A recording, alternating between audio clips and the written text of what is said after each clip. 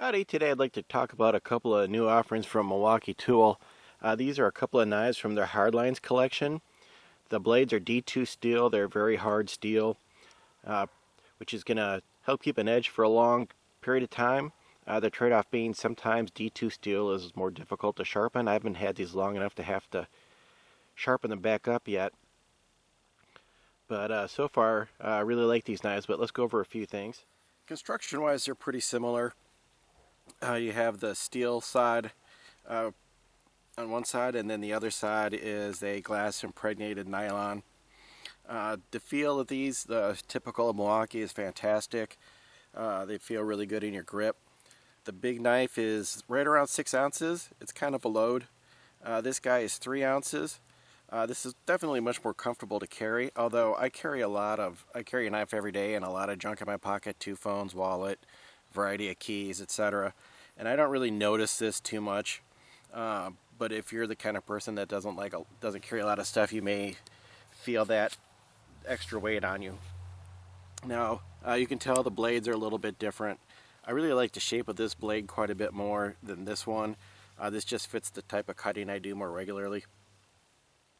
Comes with a clip, and you can put the clip on the other side. In fact, I need to do that for this knife because it's aiming the wrong way for me. One of the things that kind of makes these knives unique is you have the opens with that mechanism right there. Now, what I've been experiencing is if you try to flick them open and you're aiming them up in the air because you like to watch it flick, you got to flick it quite a bit harder. But if it's hanging from your pocket and you're pulling it out off your pocket and you flick it, gravity really helps these open quite a bit, especially this one right here. Now, there are ball bearings on the side of both of these knives that help with it flicking outwards. So I haven't really had too much of a problem. It's a little bit of a learning curve. I've never had a knife that had that style of mechanism before, so you kind of have to get used to holding your finger a certain way to get that to flick open. See, I'm not getting it on the first flick. You kind of have to concentrate on it a little bit.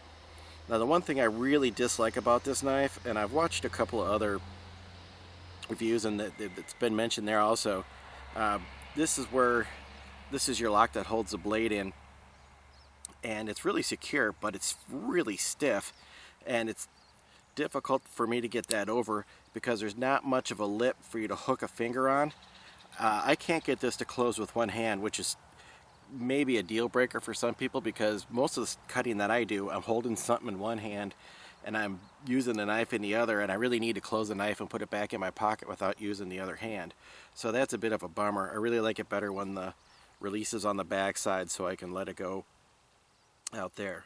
So I would say if you can find someone that's got one of these that you can play with a little bit before you buy it, that might be the way to go. Otherwise, that's really about the only thing I don't care for on the knife. Both of these came out of the package really sharp. They were able to slice through paper no problem. They weren't sharp enough to shave with. I tried it, not sharp enough for that.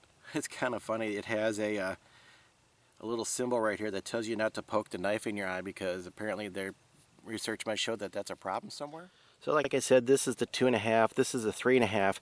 They also make a 3-inch, and they make the 3-inch also comes with a blade that's similar to this, and then you can also get it that's half serrated. I've got a half serrated knife, not really a big fan of that for my personal style, but if that's the kind of thing you like, it is available. One thing I do have to say about the belt clip, on the 2.5 inch, it's really tight, and I have a hard time getting it onto my pants. It takes a little effort.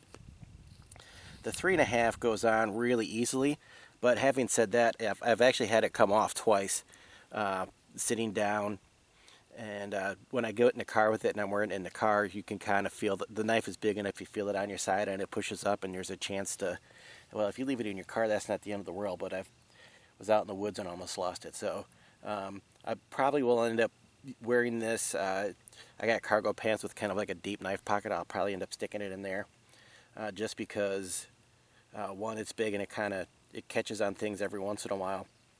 This guy right here stays put. It's really good, but I'll probably end up taking this off and just keep it in my pocket. When this is folded up and in your pocket, you don't feel it at all. It's really very light and slim, and I like it a lot for just carrying around.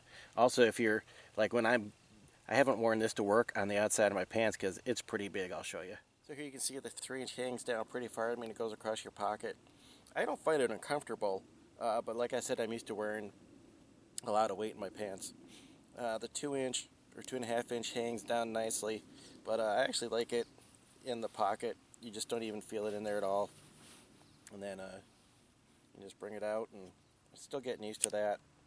For the blade lock, really like both these knives quite a bit, and man, they come out of the package really sharp, and if they're half as durable as that package was, they'll last a long time.